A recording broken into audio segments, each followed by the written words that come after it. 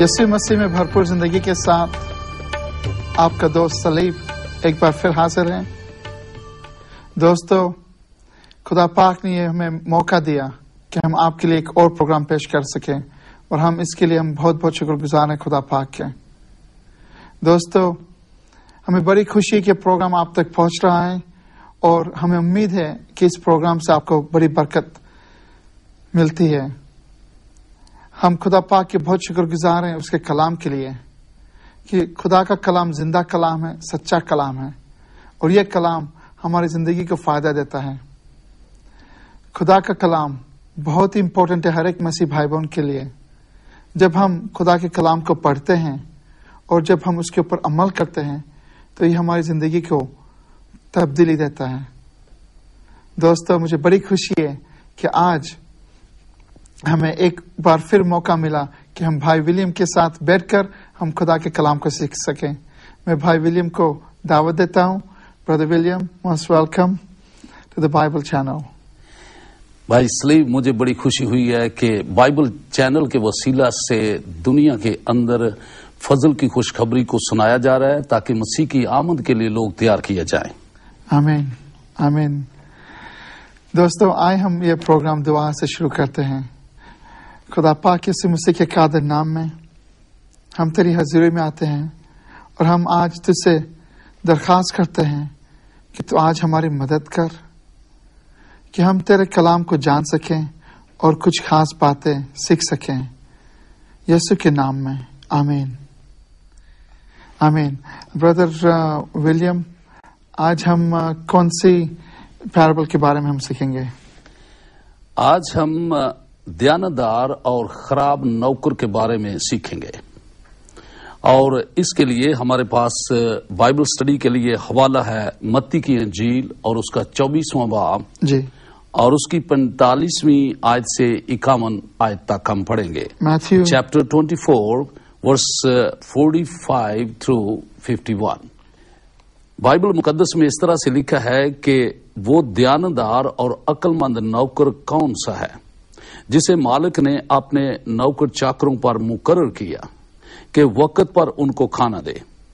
मुबारक है वो नौकर जिसे उसका मालिक आकर ऐसा ही करते पाए। मैं तुमसे सच कहता हूं कि वो उसे अपने सारे माल का मुख्तार कर देगा। लेकिन अगर वो खराब नौकर अपने दिल में ये कहकर कि मेरे मालिक के आने में देर है अपने हम खिदमतों को मारना शुरू करे और शराबियों के साथ खाए पिए, तो उस नौकर का मालिक ऐसे दिन कि वो उसकी राह ना देखता हो और ऐसी घड़ी कि वो ना जानता हो आ मौजूद होगा और खूब कोड़े लगाकर उसको रियाकारों में शामिल करेगा। वहां रोना और दांतों का पीसना होगा। ये एक बहुत बड़ी खूबसूरत पिक्चर है एक दयानतदार नौकर के लिए और एक खराब नौकर के लिए। अब जहां हम नौकर की बात करते हैं तो खिदमत गुजार जितने भी हैं वो सब खादम है। नौकर से मुराद खादम है। तो यीशु मसीह ने एक मालिक के नौकर को रिलेट करके ये बात शुरू की कि वो कौन सा दयानतदार और अक्लमंद नौकर है कि मालिक उसको बाकी लोगों के ऊपर मुकर्रर करे और उनको वक्त पर खाना दे। अब यहां पर ये एक बड़ी खास बात है कि हम इस पर रोशनी डालें और बाइबल मुकद्दस की इस रोशनी में देखें कि किस तरह से मालिक यीशु मसीह है और वो दयानतदार और अक्लमंद खादम की तलाश में है कि वो उनको बाकी लोगों के ऊपर मुकर्रर करे। ना सिर्फ मुकर्रर करे बल्कि वक्त पर उनको खाना दे। तो खुदा पाक जो है क्या खास बात सिखाना चाहता है इस पैराबल के जरिए से?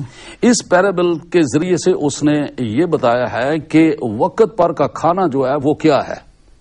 यीशु मसीह बहुत जल्द आ रहे हैं और वक्त पर का खाना ये है कि हम किसी तरह से भी जब वक्त आता है खाने का तो हम सब खाने के लिए तैयार होते हैं। भूख लग जाती है, हम 3 वक्त खाना खाते हैं تو خدا کا کلام جو ہے یہ ہمیں زندگی کے لیے، ہماری زندگی کے لیے یہ خوراک ہے.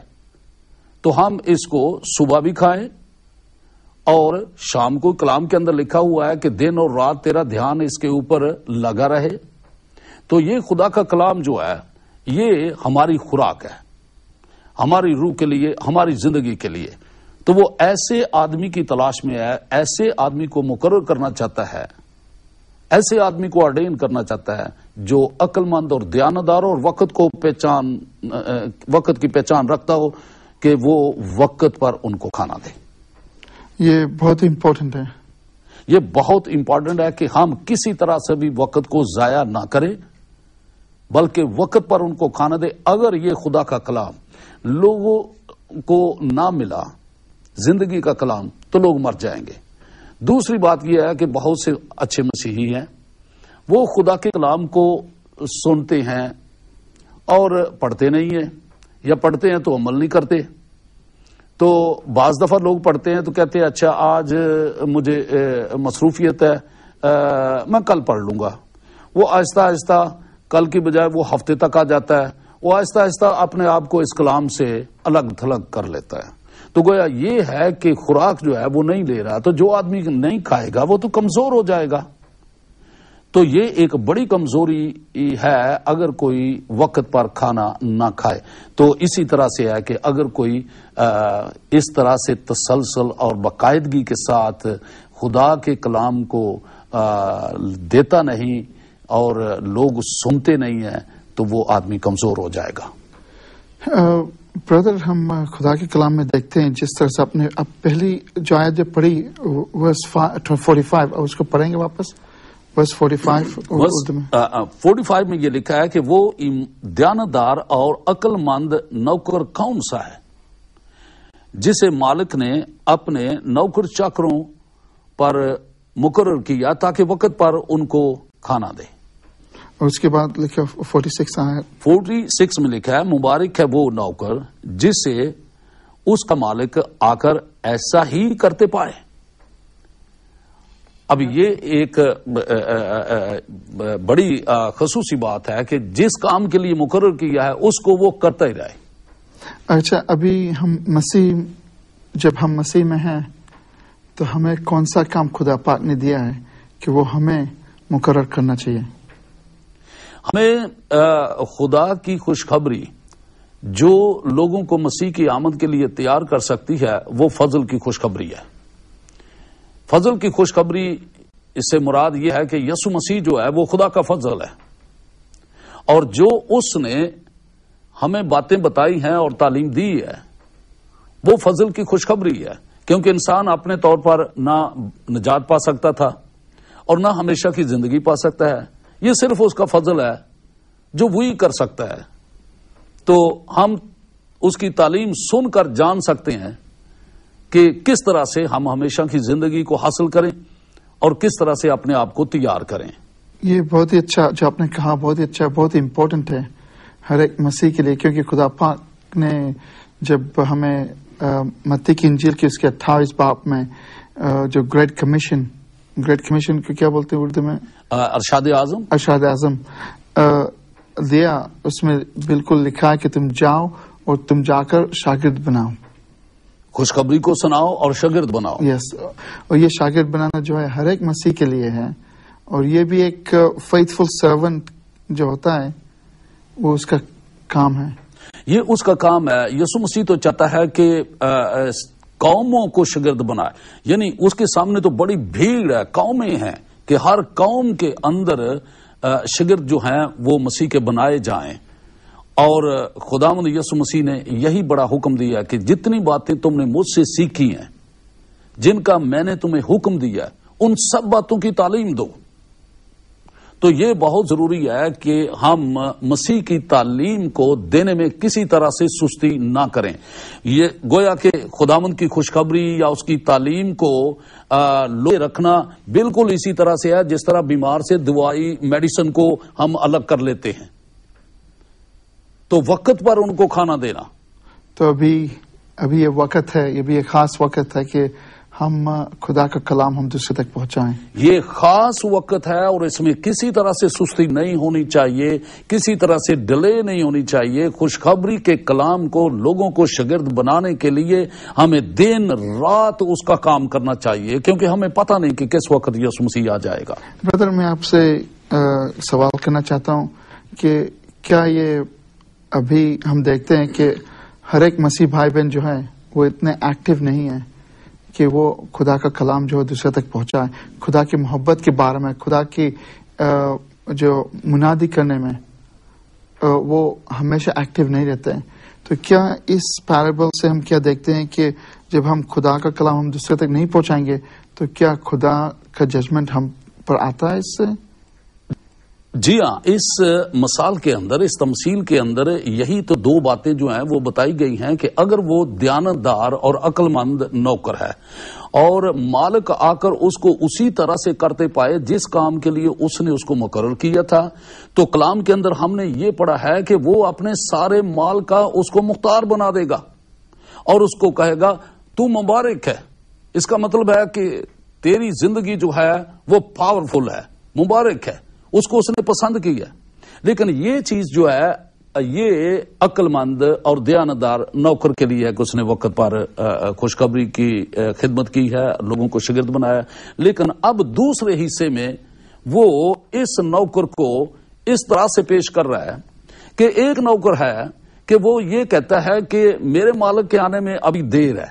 آج بھی بہت سے لوگ ہیں وہ کہتے ہیں, بڑی دیر سے سنتے آ رہے ہیں کہ یسوع مسیح جلد آئے گا, یسوع مسیح جلد آئے گا. کچھ لوگ کہتے ہیں کب آئے گا, بڑی دیر ہے, دیکھی جائے گی جب وہ آئے گا اس وقت ہم توبہ کر لیں گے. لیکن اس کے اندر بتایا گیا ہے کہ وہ جلد آنے والا ہے, اور جب وہ آئے گا تو اس کے بعد اس نے اگر اس نوکر کو اس طرح سے دیکھا ہے کہ وہ کہتا ہے کہ میرے مالک کے آنے میں دیر ہے, اور وہ شرابیوں کے ساتھ شراب پینا شروع کر دیتا ہے, ان کے ساتھ وہ اپنی رفاقت شراکت رکھتا ہے, جو اس کے ساتھی ہیں ان کو وہ مارتا, کوٹتا, لوٹتا. یعنی کلام میں لکھا ہے کہ مالک جب آئے گا تو ایسے کام کرنے والے نوکر کو وہ ریاکاروں کے اندر شامل کرے گا. ریاکاروں کی نہیں, ریاکاروں, ہیپوکریٹس. تو وہ ریاکاروں میں, تو اس کا مطلب ہے یہ بڑا خطرناک ہے کہ کچھ لوگ ایسے ہیں جن کو خدا نے مقرر کیا ہے تو وہ تو ریاکار بن گئے. ریاکار تب بن گئے اس لیے کہ انہوں نے اس بات کو انڈر ایسٹیمیٹ کیا ہے کہ مالک جو ہے وہ دیر سے آئے گا اور جو چاہے کر لیں. تو انہوں نے وہ کام کیا ہے جس کے لیے ان کو مقرر نہیں کیا گیا تھا. خداوند نے کسی خادم کو مقرر نہیں کیا کہ وہ جا کے شراب پیے, کسی کو اس نے اس طرح مقرر نہیں کیا کہ وہ لوگوں کو مارے لوٹے.